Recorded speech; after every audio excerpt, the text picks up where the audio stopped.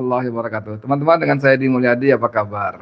Eh, Sisa-sisa ya, dari aksi rusuh 25 sampai 28, 29, 30, bahkan 31 Agustus 2025 ya. Sejumlah partai mengambil tindakan cepat dan tegas walaupun masih menyisakan pertanyaan. Misalnya, mereka Nasdem mencopot posisi Ahmad Saroni sebagai wakil ketua komisi berapa ya, 3 atau berapa ya, lupa saya. Kemudian beberapa yang lain juga begitu. Dan setelah itu keluar lagi pemberitahuan dari para petinggi partainya bahwa mereka dinonaktifkan sebagai anggota dewan. Ya, tadinya saya merasa lumayan terhibur, artinya partai bertindak lumayan tegas, cepat, ya, dengan mencopot jabatan masing-masing dan menonaktifkan posisinya sebagai anggota dewan. Tapi begitu saya Didu memposting cuitannya di akun X-nya bahwa tidak ada dalam MD3, Undang-Undang MD3 tentang status nonaktif anggota dewan, yang ada PAW, pergantian antar waktu, diganti dengan orang lain. Jadi kata saya Didu, jangan anggap rakyat sebodoh Wapresmu, bukan saya Didu, itu kata netizen yang lainnya. Jadi memang petinggi partai kita ini masih main-main ya, dipikir rakyat sebodoh anggota DPR yang mereka tempatkan di Senayan. Dan kemudian Kepala Badan Anggaran DPR si Abdillah siapa yang P3T botak, PDIP yang botak itu mengatakan bahwa orang-orang yang dinonaktifkan dari keanggotaan dewan itu ternyata masih tetap mendapat gaji dan sejumlah fasilitas yang berhak mereka terima karena status mereka hanya nonaktif, tidak di PAW-kan, tidak digantikan oleh orang lain. Jadi gula-gula yang diberikan oleh petinggi partai ternyata masih gimmick saja, dan saya nggak tahu deh. Tapi menurut saya sebaiknya memang rakyat sudah ya cooling down lah ya, walaupun tetap kecewa tapi cooling down lah. Jangan terus lagi ya ada rumah Saroni yang keempat, kelima, keberapa nggak tahu ya, rumahnya Pak Urbah, bahkan rumahnya Sri Mulyani. Menteri Keuangan yang kejam luar biasa pada rakyat Indonesia itu juga bicara sampai 2 kali. Nah teman-teman sekalian, ketika kemudian Prabowo Subianto, Presiden Republik Indonesia, mengumpulkan para ketua umum partai untuk membahas perkembangan yang terjadi, dan kita juga melihat bahwa kemudian mereka langsung menggelar press conference yang isinya tergantung kita mau menerjemahkan sebagai apa. Apakah bisa mendinginkan suasana atau lagi-lagi cuma gimmick saja ya. Tapi di situ kita tidak melihat ada Wapres Gibran Rakabuming Raka duduk terlibat ikut di sana. Tidak ada ya. Tapi setelah itu justru beredar foto Gibran menerima konon katanya perwakilan ojol ya, saya kira itu di Istana Wakil Presiden ya. Saya kalau lihat interiornya, lihat mebelernya ya, kesannya kuno antik gitu kan, sepertinya kantor Wapres ya di Merdeka Selatan.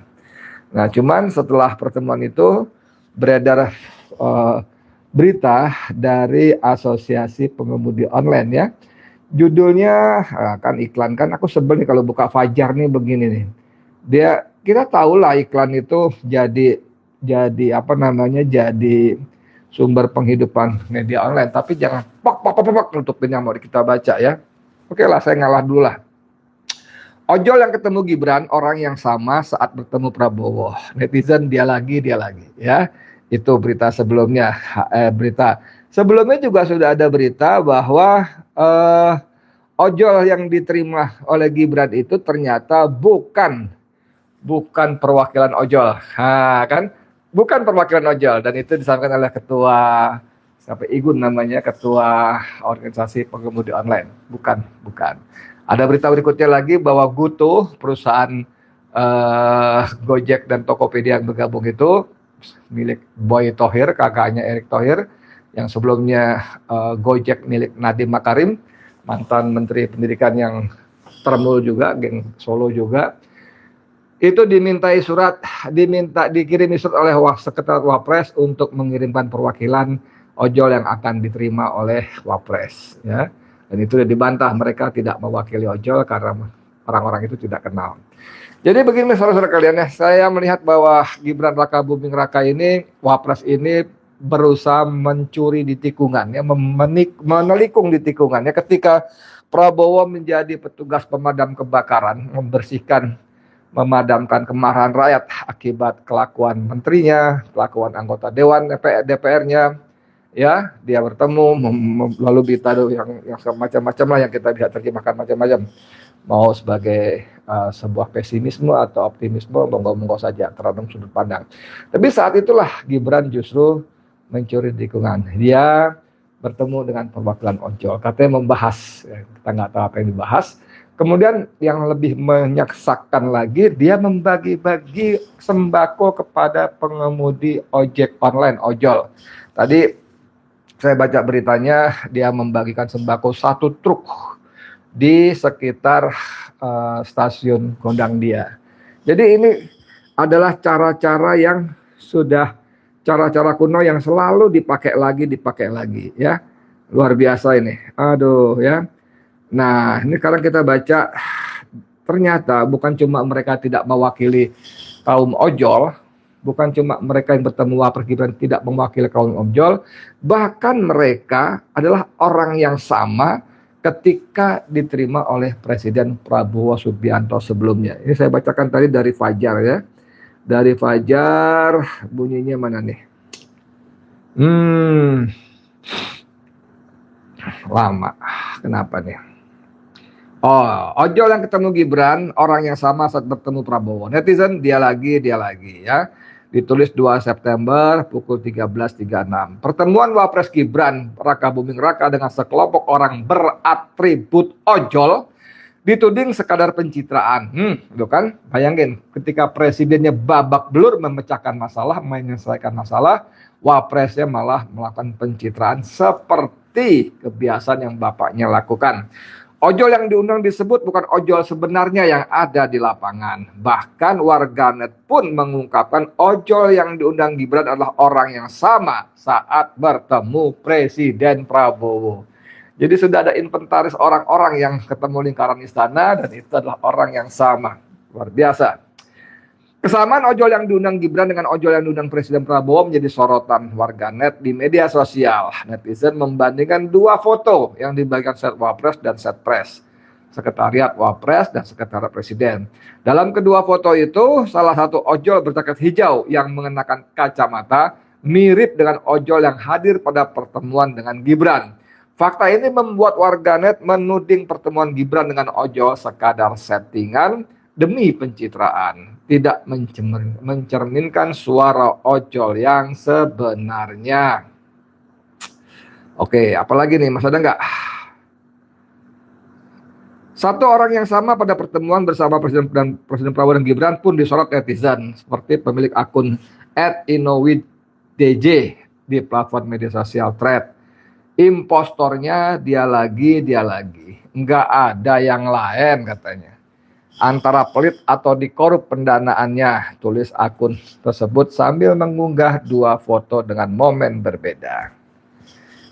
Teman-teman sekalian, jadi pertama, Gibran memanfaatkan situasi rusuh untuk menaikkan pamornya yang kita biasa sebut dengan pencitraan. Dan ini menjadi sangat tidak elok, sangat tidak beretika ketika bosnya, Presiden Prabowo Subianto, justru tengah babak belur jungkir balik memecahkan masalah yang terjadi saat itu, ya, demo rusuh akibat kelakuan anggota dewan dan para menteri di kabinet merah putih yang sungguh-sungguh melukai hati rakyat.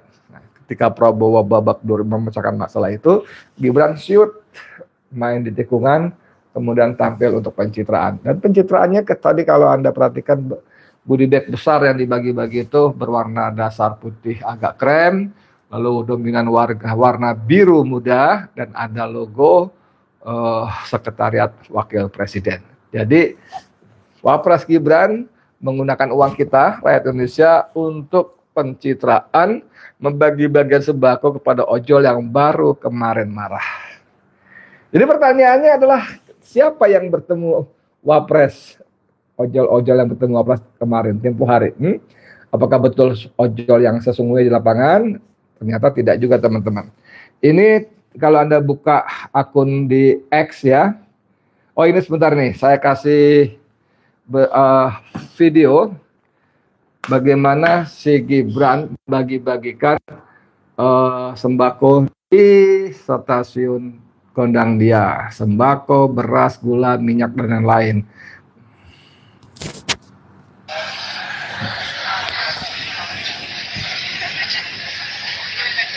Kan?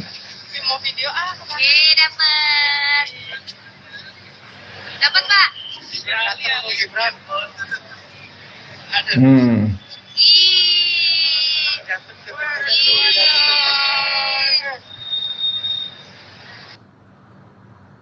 Oke.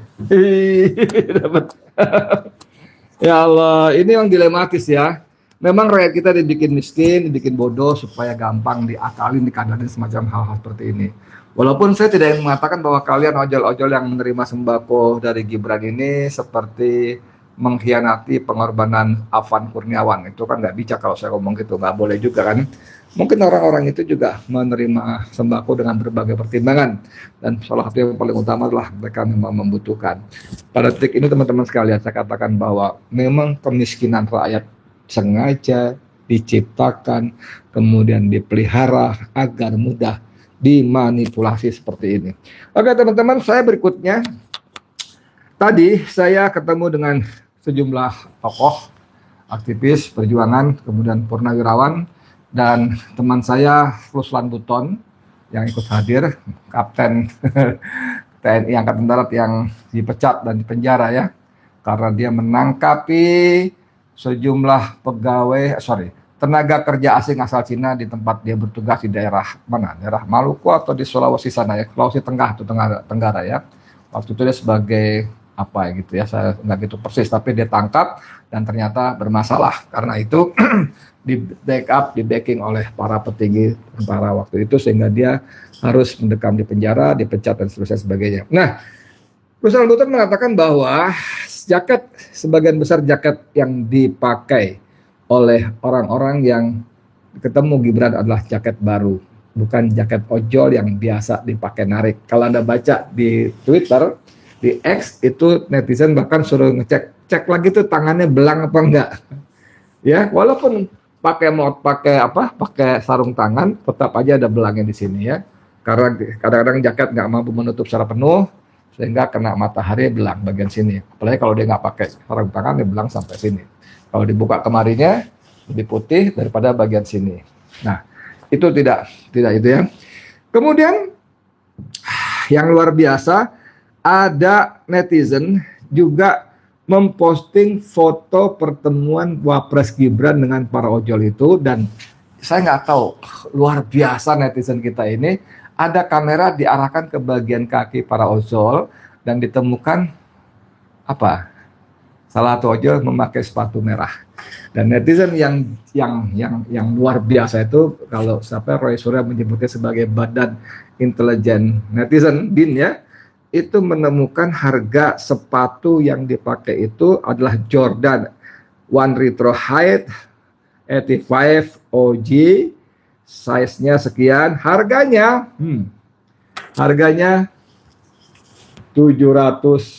$788. Tadi sebelum konten saya buka kalkulator kali 16.400, harganya 12.923.000 sekian. Ya nggak apa-apa sih, nggak apa-apa. Tapi kalau buat saya, apa iya ojol yang pontang-panting nyari uang, ya mungkin 100.000, 200.000, 300.000 kali sehari ya, alhamdulillah banget ya, itu bisa beli punya sepatu seharga hampir 13 juta. Buat saya nggak masuk akal. Bisa terjadi, bisa. Ada orang yang dengan segala hormat, mohon maaf ya, ekonominya nggak bagus, tapi untuk barang-barang branded dia bela-belain, bisa juga. Tapi untuk ojol, kan dia berpikir untuk anaknya, untuk istrinya, untuk sekolah anaknya, dan sebagainya. Ngapain dia bela-belain punya sepatu seharga hampir 13 juta rupiah? Jadi ini adalah bagian dari keanehan, kejanggalan yang ditemukan oleh netizen. Oke. Lalu ada lagi, nah kalau Anda tahu Afan Kurniawan, driver ojol yang tewas dilindas barakudanya Brimob itu Dia tidak sedang berdemo. Bahkan dia tidak sedang menonton aksi demo dari pinggir jalan. Bukan, ya. Dari pemberitaan yang kita dengar, yang kita tonton, yang kita baca, dari kesaksian teman-temannya, Avanza itu baru saja mengantar penumpangnya. Lalu kalau kata televisi, dia ingin mengambil jalan pintas sehingga lewat di situ. Itulah takdir menjemput dia. Yang saya mau bilang teman-teman sekalian bahwa Ruslan Buton tadi mengatakan dalam pertemuan, itu ribuan ojol ada di satu tempat yang sama. Oke? Ribuan ojol ada di satu tempat yang sama. Tapi kata Ruslan, kalau kita pesen ojol di situ, itu nggak harus nunggu 30 menit, 40 menit. Karena orangnya lagi pada demo. Itu hanya perlu beberapa menit, orangnya ada. Jadi pertanyaannya adalah, menarik ini pertanyaannya, apa betul sebagian besar ojol itu adalah orang-orang yang memang berdemo? Atau orang-orang yang memang dikerahkan? Jangan lupa, ojol itu salah satunya punya Gojek. Gojek itu perusahaannya GoTo. Gojek dan Tokopedia. Milik siapa? Milik Nadiem Makarim dan Erick Boy Thohir. Dan mereka semua adalah anggota geng Solo. Termul, ya, para petinggi ternak Mulyono. Apakah ini ada kaitannya? Saya nggak tahu persis. Apakah ada benang merahnya? Iya, ya, ada benang merahnya yang menurut saya sebagai orang yang sedikit saja punya analisis, maka ini sebuah peristiwa yang mencurigakan. Jadi kembali ke tema kita hari ini adalah bahwa kalau Wapres ketemu dengan perwakilan ojol, siapa mereka? Karena dari ojol yang asli mengatakan mereka tidak dikenal. Apalagi ditambah foto yang diposting oleh netizen bahwa ternyata ojol yang diterima oleh Gibran adalah ojol yang sama yang diterima oleh Presiden Prabowo Subianto. Bagaimana kita menjelaskannya? Nggak ngerti saya. Ya, saya kira teman-teman penonton Bang Edi Channel bisa lebih cerdas untuk mengolah dan mencerna apa yang kita bicarakan malam ini. Saya Edi Mulyadi. Assalamualaikum warahmatullahi wabarakatuh.